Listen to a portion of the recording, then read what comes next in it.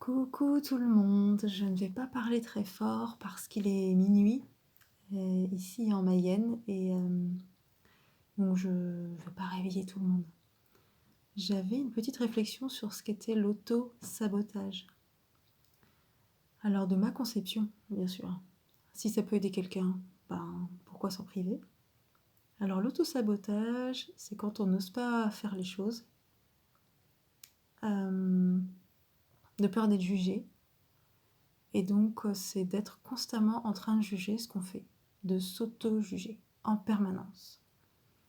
Par exemple, vous avez envie, je sais pas, de chocolat à minuit.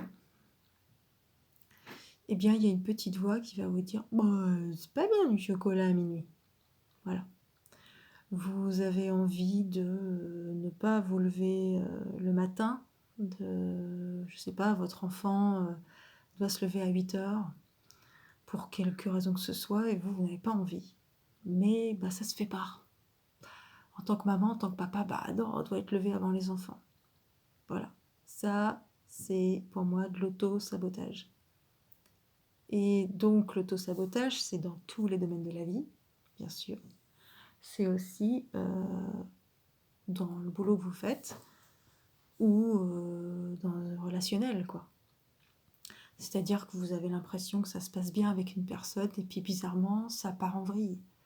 Pourquoi? Bah, il y a ce petit personnage qui vous dit oh, t'es sûr qu'il est bien? Ouais, mais t'as vu, il a pas rangé ses chaussettes. Ouais, mais t'as vu, pépia, pépia, pépia. Voilà, c'est toujours du jugement. Toujours du jugement. Mais le jugement, c'est quoi? C'est un point de vue sur la chose. Hein, la vie des autres, ce n'est que la vie des autres. Je l'ai déjà dit, c'est pas de moi la citation, je ne sais toujours pas qui c'est. Mais quand on vit quelque chose, ça va nous donner des barrières, des craintes qui nous sont propres. Donc, elles nous sont propres, ces peurs. Elles ne sont pas les peurs de l'autre.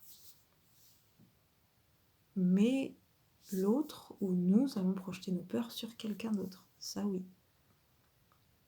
Et nous allons projeter nos peurs sur quelqu'un d'autre. Et donc, si l'autre, il attend un retour de notre part et que ce qu'on lui envoie, c'est de la peur et qu'il la récupère, lui, ben, ça devient un calvaire, quoi. Vous voyez? Donc notre peur, c'est notre peur, on peut la projeter, mais si la personne en face, elle l'a bien conçu que c'était notre peur et pas la sienne, nickel. L'enfant à qui vous dites tout petit, tout bébé, qui n'a pas la conscience du danger, vous lui dites ça, faut pas faire ça, tu vas avoir mal, il va le faire. Il va peut-être pas le faire tout de suite parce que vous êtes là, mais il le fera. Il va falloir qu'il teste. Après, ça va être sa conception du danger et sa conception de la peur. Donc à revenir à l'auto-sabotage, ben, c'est cette petite voix. Cette petite voix de peur qui vous dit bah non, faut pas faire ça, bah non, bah attends, mais t'imagines, bah non, mais ça se fait pas, bah non, mais c'est les conventions, bah non, mais non, bah non, non, non, non, non, tu veux créer quelque chose de nouveau, bah non, mais attends, t'as vu les dangers que, bah non, et si ça marche pas, et si ta mère elle voit le truc et qu'elle dit mais ça va pas, si si ton petit copain il est pas d'accord et puis qu'il te plaque, et puis si voilà, c'est tous ces trucs là l'auto-sabotage. Et c'est nécessaire pour passer au-delà, je trouve. Parce qu'en général, quand il y a cette petite voix de peur, bah faut y aller. Quand elle nous dit, bah je dis pas, hein, si vous voyez un feu, là, vous allez avoir votre mental, tout qui va se bloquer, bien sûr, vous n'allez pas vous jeter dans les flammes. On est bien d'accord, hein, vous allez fuir. Sauf si votre enfant est à l'intérieur, auquel cas, je pense que c'est différent. Ça ne m'est pas arrivé, mais ça doit être différent. Mais l'auto-sabotage, vous avez un super projet à mettre en place et le jour J, eh bien, tout se place pour que rien ne fonctionne. Pourquoi? Parce que vous n'y croyez pas, au fond. Au fond, vous avez fait ce truc en disant, de toute façon, ça ne marchera pas. Il y a toujours une voix qui vous dit, bah, tu crois que ça va marcher? Tu crois que tu vas faire venir du monde à ton truc, là? Ouais, honnêtement. Ouais, et à la fin, on y croit. On y croit tellement que ça se produit. Parce que toutes nos croyances se produisent. Pourquoi? Pour qu'on les voit en face et qu'on prenne conscience que ce n'est que des croyances personnelles. Et Et comme ce sont des croyances personnelles, elles ne concernent que nous, donc nous sommes les seuls possibles, les seules personnes aptes à ne plus les avoir, ces croyances.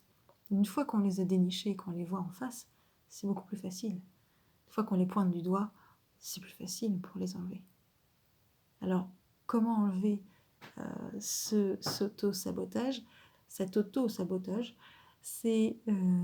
simplement d'écouter cette petite voix qui est toujours négative et qui vous emmène vers des choses simples, déjà connues, où on tourne en boucle, pas trop prendre de risques, manquerait plus que.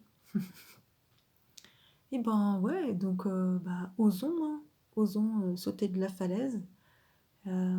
C'est comme dans tous les dessins animés qu'on voit, et le personnage qui saute de la falaise, et il y a tant qu'il n'a pas conscience qu'il est dans le vide, il tombe pas. J'adore ça. Et au moment où il tombe, il y a toujours un truc qu'il récupère. De toute façon, il est immortel. J'adore les dessins animés. J'adore ça pour ça. Ouais, où le personnage qui saute de la falaise, et puis il y a des choses qui se mettent au niveau de ses pieds pour qu'il tombe pas. Je trouve ça trop cool. Mais je pense que c'est ça la vie en fait. À partir du moment où on ose, et même s'il n'y a personne le premier jour, vous faites un truc, il n'y a personne le premier jour, c'est pas grave. Il y en aura le deuxième parce que ça dure pas l'auto-sabotage. Il y a un jour où vous comprenez que mais fais bon, ferme ta bouche, j'ai envie de le faire, je vais le faire. Je vais le faire à cette manière-là, peut-être qu'il n'y aura pas assez de monde, peut-être que voilà, je vais tester ce copain-là, peut-être que je vais me faire mal, mais je vais le tester quoi. Parce que de toute façon, il faut que je le teste. Et puis peut-être que peut-être que c'est un mec bien, ou peut-être que il ronce pas ses chaussettes, puis ça va me saouler au bout d'un moment. Mais ça rejoint aussi les accords Toltec, on pourrait en parler, mais ne fait pas de suppositions, quoi.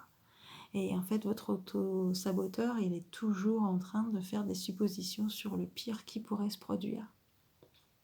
Mais oui, on imagine le pire plus facilement, mais dans la vie, si on se dit qu'il y a moitié de pire et moitié de meilleur, pourquoi est-ce qu'on se concentre sur le pire? Et comme on se concentre sur le pire, on va faire les pires conneries pour que le pire nous arrive. Et là, on va jouer la victime, parce qu'il y a aussi le rôle victime, sauveur, bourreau, on pourrait en parler aussi. Et à partir du moment où on se dit « Ah, mais c'est toujours ça tombe toujours sur moi !» Pourquoi ça tombe sur toi? Qu'est-ce qui fait que tu reproduis les mêmes choses? Qu'est-ce que tu mets en place pour arrêter ça? Arrête de t'auto-saboter, arrête d'écouter ce truc qui te dit d'aller dans la sécurité. Ça veut rien dire la sécurité. Du jour au lendemain, une bombe peut exploser et tout le monde est mort. Il n'y a pas de sécurité. Il n'y a pas de sécurité, il n'y a pas de contrôle possible. On le voit bien, hein, ils essaient parfois de nous enfermer, on arrive toujours à sortir, il y a toujours des issues. Plus on enferme un enfant, plus il veut sortir. Plus on lui interdit de choses, plus il veut en faire. Si on le laisse libre de faire ce qu'il veut, il n'a pas l'impression d'avoir de fermeture, il prendra les risques qu'il a envie de prendre. Mais il n'y aura pas ce besoin d'aller au-delà d'interdiction. Ouais. Donc l'autosabotage, écoutez cette petite voix, et puis comme dit Lulumineuse, si vous connaissez Lulumineuse, mais j'imagine que oui, qui dit je m'en balèque, c'est ça quoi. C'est mais tais-toi, oh, je t'écoute pas, je m'en fous, je m'en fous, je m'en fous, je vais quand même, je m'en fous, je m'en fous. Puis il y a la petite voix qui dit après, ah, je te l'avais bien dit. Ça aussi, elle est pas mal, celle-là. Vous l'avez aussi? Ah, mais t'as vu, je te l'avais bien dit que ça allait être de la merde. Ah, mais je t'avais bien dit que c'était pas un mec pour toi. Et puis ça, l'autosabotage, vous avez aussi le sabotage des autres, qui vous font les belles leçons de morale. Mais c'est chouette la vie quand même, parce qu'après on en rigole, parce qu'on reste pas toute nos vies dans l'autosabotage. Il y a bien un jour où on sort de sa zone de confort. C'est peut-être pas dans cette vie-là, mais c'est dans une autre vie. Il y a bien un jour où on va prendre des risques. Où la vie va nous amener à prendre des risques de toute façon. On va tomber malade, on va perdre quelqu'un, notre voiture va tomber en panne. Ça peut être plus ou moins dramatique. Et concrètement, la vie, elle va dire eh oh, je te pousse un peu là, parce que ça fait 10 ans que tu dis que tu dois changer de boulot, tu l'as toujours pas fait. Hein. Donc, ouais, mais si je change de boulot et que j'ai plus d'argent et qu'on vit dans la rue, ouais, si tu changes de boulot et que tu gagnes 3 fois plus et que tu t'achètes un yacht que tu as toujours voulu acheter, c'est pas mal ça? Non, c'est vrai. Alors pensons, think positive, hein, pensons positif. Allons-y. Donc, hein, autosabotage, hein, je m'en balèque. Gros bisous. Ciao.